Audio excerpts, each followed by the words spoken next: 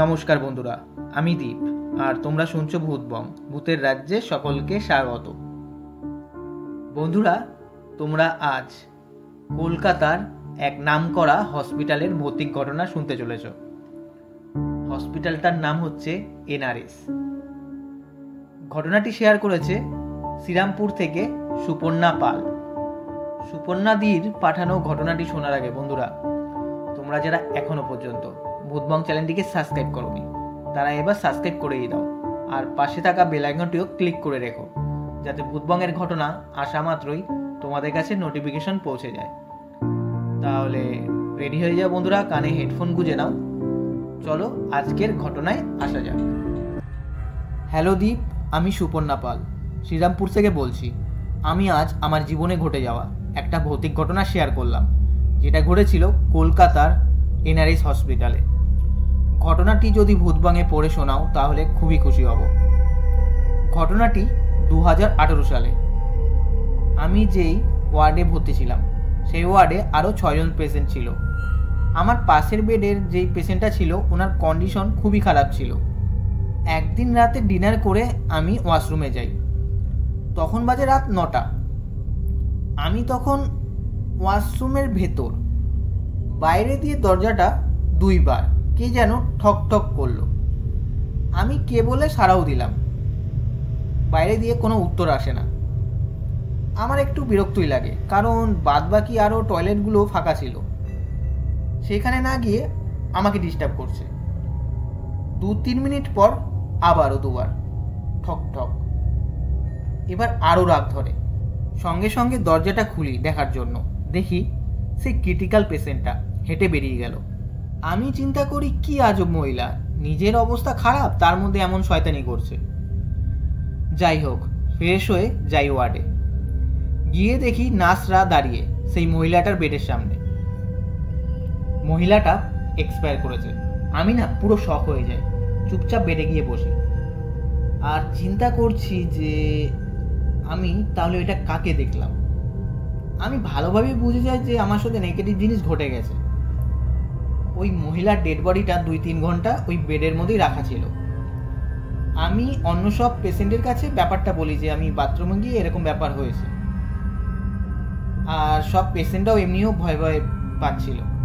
কারণ একটা dead body যদি একটা ওয়ার্ডের মধ্যে থাকে কিভাবে ঘুমাবো, একটা ভয় স্বাভাবিক লাগবেই, সে ছেলে হোক বা মেয়ে। কারোরই ঘুম আসছিল না।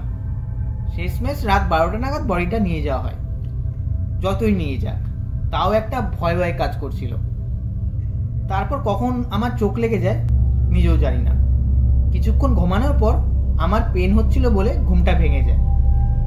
আর যেই চোখটা খুলি আর যা দেখি তা দেখে নিজের চোখকে বিশ্বাস করতে পারছিলাম না।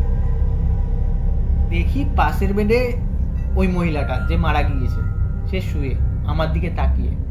মানে এই জিনিসটা এখনো ভাবলে আমার গায়ে কাঁটা দিয়ে ওঠে। আমি কি করি, নিজের হাতে চিমটি কাটি দেখার জন্য যে আমি স্বপ্ন দেখছি নাকি ঘুমের ঘরে ভুলভাল দেখছি। দেখি না, আমি ঠিকই দেখছি। সঙ্গে সঙ্গে চিল্লিয়ে উঠি, আর আমার চেল্লানোতে পেশেন্টগুলোরও ঘুম ভেঙে যায়। নার্সরা ছুটে আসে। তারপর নার্সদেরকে আমি ব্যাপারটা বলি যে এরকম এরকম দেখলাম। ওনারা বলে, আরে ভুলভাল দেখেছো, মনে একই কথা ভাবছো তাই ভুল জিনিস দেখেছো, ঘুমিয়ে পড়ো। তো নার্সরা আমাকে বুঝিয়ে চলে যায়। সাইডে একটা লাইট ধরানো ছিল। সব পেশেন্টরা ভয় পাচ্ছিল বলে নার্সরা পুরো ঘরেরই সবকটা লাইট ধরিয়ে যায়। তারপর আবারও ঘুমানোর চেষ্টা করি। লাইটের আলোতে ঘুমিয়ে আসছিল না। তারপর মুখের মধ্যে চাদরটা চাপা দিই আর ঘুমিয়ে পড়ি। রাত তখন 3টে। এক চিৎকারের আওয়াজে আমার ঘুমটা ভেঙে যায়। দেখি কোনার বেডের পেশেন্টটা ওরকম চিল্লিয়ে উঠেছে।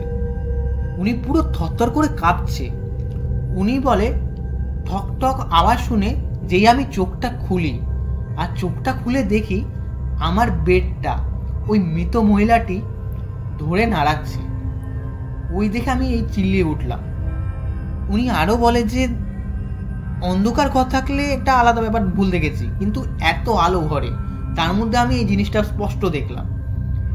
এই কথা শুনে তো আমি আরও ভয় পেয়ে যাই, কারণ হচ্ছে এতক্ষণ মানে যে 2 বার এটা আমি দেখেছি, এখন দেখছি যে ওই অন্য পেশেন্টও দেখেছে, খুব ভয় পেয়ে যায়।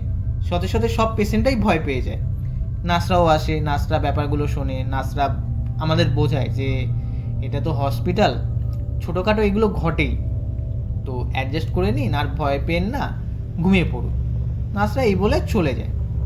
তারপর আর কোনো নেগেটিভ আর ঘটনা ঘটেনি বাদবাকি রাতটা। পরের দিন হাজব্যান্ড আসে, ওকে বলি যে এরকম এরকম হচ্ছে, আমি ছুটি নেবো। বড় বলে আর এটা তো হসপিটাল, এরকম ঘটবেই, এগুলো নর্মাল ব্যাপার। তাও আমি আরও একদিন ওই হসপিটালে ছিলাম। রাতে আর কোনো কিছু নেগেটিভ ঘটেনি, তবুও কেমন যেন একটা ফিল লাগছিল, মানে কিছু একটা অনুভব হচ্ছে এরকম লাগছিল। এটা শুধু আমার ক্ষেত্রেই সেটা না, যেই বাদবাকি পেশেন্টরা ছিল তাদের ক্ষেত্রেও তারাও ওরকম ফিল করছে যে কিছু একটা আছে বা এরকম ব্যাপার একটা।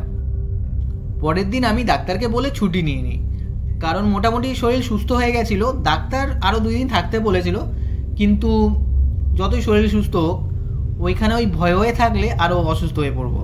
তো দীপ অবশ্যই ভূতবঙ্গে ঘটনাটা পড়ে শুনিও। তাহলে বন্ধুরা, আজকের এই ঘটনাটা কেমন লাগলো? অ্যাকচুয়ালি হসপিটালে, সব হসপিটালে ছোট বড় ঘটনা ঘটেই, ডাক্তার, নার্স বা পেশেন্টদের সাথে। তোমরা ভূতবঙ্গে এর আগেও অনেক ঘটনা শুনেছো এই হসপিটাল নিয়ে। তো তোমাদের কাছে বন্ধুরা এরকম ঘটনা যদি থেকে থাকে, হসপিটাল পারপাস বা অন্য সব ক্ষেত্রেও ভৌতিক ঘটনা থেকে থাকে, তাহলে তোমরাও তোমাদের ঘটনা লিখে পাঠাতে পারো। আমাদের ভূতবঙ্গের ইমেল আইডি bhutbongofficial@gmail.com তোমরা তোমাদের ঘটনা লিখে পাঠাতে পারো। তাহলে বন্ধুরা, আজকের জন্য এটুকুই।